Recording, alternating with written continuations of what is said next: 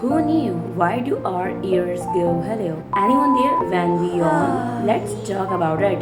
When you yawn, your mouth goes wide, your eyes water, and suddenly, your ears decide to take a nap. That deaf feeling, right?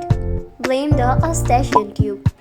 Yeah, it's actually a tiny tube that connects your ear to your throat.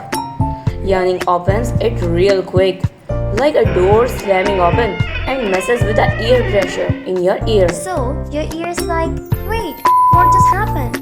And you feel all muffled for a sec. But don't you worry. Your ears are not broken. They are just doing a little ear pressure yoga. So, yawn away and tell your ears to chill.